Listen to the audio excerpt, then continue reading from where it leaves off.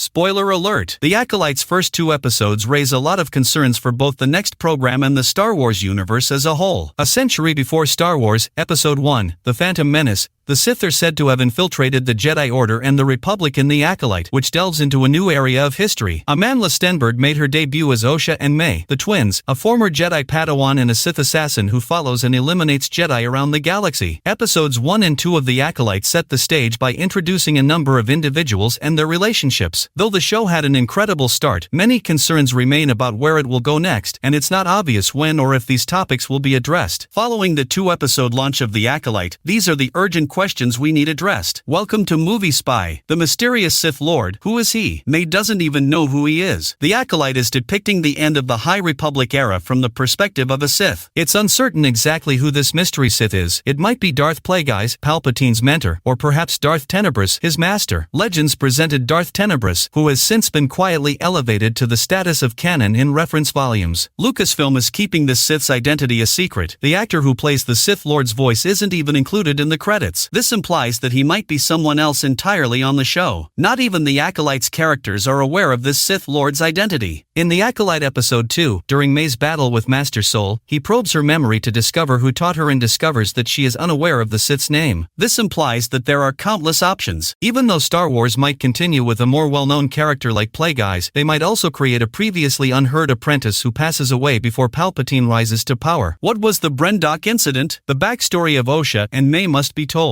It's clear from The Acolyte's first 2 episodes that a significant event occurred on the planet Brendok, leading to a Jedi cover-up that left Mae and Osha believing their sibling had passed away. It's still unknown how the fire that destroyed Osha's family originated, even though viewers were given a hint in the first episode's dream scene. It's also unclear how much the Jedi were involved in the catastrophe and why they chose to conceal it. The teaser footage suggests that there will be flashback scenes, as it features glimpses of the youthful forms of Master Indara and Master Torbin. It's unclear from the description whether this will be a complete flashback or if details will be dropped here and there for the remainder of the season. Hopefully, when Mother Anasia eventually makes an appearance and is able to clarify previous occurrences, everything will become more apparent. What caused Osha to quit the Jedi Society? She had to have had a reason for quitting her training. It is known that during a fire on her home planet of Brendok when Osha was 8 years old, her mother and twin sister were believed to have perished. Osha was a little too old to start training when her family passed away, and she was still in mourning when Master Soul accepted her into the Jedi Order and made her his Padawan. Osha spent 10 years completing her Jedi training before leaving the Order. It was argued that Osha desired revenge because Master Indara was one of the Jedi who recommended that Osha's training be terminated when Osha was believed to have killed Master Indara. Osha insisted, meanwhile, that she was not forced to quit the Jedi but rather that she made the decision to do so. Even yet, it's still unclear why she left the Jedi in the end, and given that viewers have already witnessed her difficulty with using the Force, it's a question that looms large over the character. Why don't the Jedi use hollow emitters for council meetings to enable their agents to remain in the field? Jedi Master Vernestra Rwoh called Master Soul back to Coruscant for a Jedi Council meeting at the conclusion of The Acolyte Episode 2. The prequels have established the eminence of the Jedi High Council and the fact that they primarily made decisions affecting the Jedi Order as a whole. But there were frequently Jedi Council members who went missing and reappeared as hollow emitters in the Star Wars prequels and television series, such as Star Wars: The Clone Wars. This made it possible for the Jedi to convene and make decisions, even though they were on separate planets. Although the simplified method of decision-making and communication made sense, it doesn't appear to have been the Jedi Council's method of working throughout the High Republic era. Sol, Yord, Jeki, and Osha are being compelled to return to Coruscant rather than trace Mae to the Jedi Wookiee Kelnaka. If another Jedi is killed on this mission, then there may be a policy shift for the Jedi, and this might be a key lesson learned from the occurrences. What kind of relationship does Mae have with Camer? The motivations behind Manny Jacinto's character remain unclear. Although Camer, played by Manny Jacinto, hasn't had much time on screen yet, he's a cunning character who knows more than he lets on. It is evident that Kimmer is well aware of Mae's objective, including the fact that the Sith Lord expects her to murder a Jedi without using a weapon. Not that Camer is helping Mae out of the goodness of his heart, even though he contributes to the creation of the poison that kills Master Torbin in the end. Mae and Camer must be working together for a cause. However, it's unknown if the Sith Lord or other forces brought them together. Though there is no proof to support or refute the claim, there are even theories circulating speculating that Cammer is the Sith Lord without the mask. Viewers may witness more of Mae and Cammer's chemistry as they journey to Kofar to face Master Kelnaka, potentially illuminating the true nature of their connection. 5. What made Mae believe Osha was gone? Her surprise upon seeing her twin. There are several hints that the Jedi stationed on Brendok hushed up something following the events that transpired there. It was evident that Osha believed her mother's and twin sister Mae had perished in the fire, even if it is still unclear what that is. Mae, too, believed that Osha had passed away. It appears likely that the Jedi cover-up included their knowledge of Mae's continued existence but their decision to keep it a secret from the twins. This could clarify Mae's motivation for seeking out the dark side and interacting with the Sith Lord. It's also strange that Mae only believed Master Soul's statements when she actually saw her sister in person and was unable to sense her presence via the Force. Mae's amazement might indicate, if nothing else, that she hasn't completely succumbed to the dark side and that there might yet be a way for her to escape it. For is another Force dyad being set up by Star Wars? It may correct the errors in the sequel trilogy's application of Force power. When Rey Skywalker and Kylo Ren were connected in the Star Wars sequel trilogy, the idea of the Force dyad was first presented. It is known that a Force dyad gives its members greater powers and uses both the light and dark aspects of the Force to function. This includes the capacity to see and feel what the other person is going through, as well as the power to use the Force to heal them. It is the dyad members' responsibility to foster this link. It's unfortunate that the Force dyad wasn't given much attention in the subsequent trilogy, but the Acolyte can make this right. The twins Mae and Osha appear to be committed to distinct aspects of the Force. This seems to corroborate the idea of a dyad, as does an interesting line about the twins being born as two but always being one. This would fit Palpatine's allegation that the Force dyad had not been seen in generations. 3. Why is Yord not liked by anyone? Nobody is interested in working for the Jedi Knight. The first episode of The Acolyte introduced Charlie Barnett's Jedi Knight Yord, although it appears that many other Jedi are reluctant to collaborate with him. Osha was relieved to see her old friend on board the Trade Federation ship at first, but she quickly got over her joy. Later, Sol was perplexed and asked, "What's wrong with Yord?" After Jecki, played by Daphne Keane, became frustrated with having to deal with Yord. Yord is seen steaming his Jedi robes shirtless when Sol and Jecki board their ship, and Jecki sarcastically urges him to put on some clothes. Even though the scene was humorous, it begs the question of why certain Jedi don't get along with Yord or love working with him. Based on the limited glimpses of the character, he appears to be a devoted Jedi who is continuously seeking equilibrium within the Force, as seen by the yellow lightsaber blade on his persona. 2. For what reason must Mae kill a Jedi without using any weapons? It looks like a source of conflict for her. Mae wants to murder a Jedi by using their own lightsaber or by taking them down without a weapon. The two Jedi she has slain thus far, Indara and Torben, do not qualify because they perished from poison or blade wounds. This is perhaps related to the Rule of Two storyline from Star Wars, when an Acolyte has to fight a Jedi and take their lightsaber, bleeding it red, in order to prove their worth. It is likely that the Acolyte is exaggerating this and expanding upon the Sith code. The Sith Lord's remark at the conclusion of the Acolyte Episode 1 that you will fail if you attack a Jedi with a weapon would go well with this. They are not threatened by steel or lasers. However, an Acolyte kills without using a weapon. Whether this is accurate or if the Sith Lord is using Mae for other purposes is an intriguing topic. Time, and more episodes, will reveal the whole story. 1. Why did Master Torben accept the Barash vow for something so bad? How did he let Mae down? It was disclosed in The Acolyte, Episode 2, that Master Torben had accepted the Barash vow. Within the Jedi Order, taking the Barash vow is considered a sort of penance. Those who do so abstain from Jedi daily tasks in order to concentrate on the will of the Force itself. In the end, they seek the strongest possible connection to the Force, and this helps them shift their attention away from themselves, their goals, and their reasons. Given that Master Torben was reported to have not spoken in more than a decade, it appears that he had taken up the Barash vow years prior. It raises the question of why Torben made the vow and what traumatic experience inspired him to live a nearly perpetual life of meditation. This implies that Torben failed Mae in some way, especially considering that he took the poison from her voluntarily. Mae offers him two options, either take the poison or confess his actions to the Jedi Council, whatever they may have been. The truth will undoubtedly be exposed in later episodes of The Acolyte.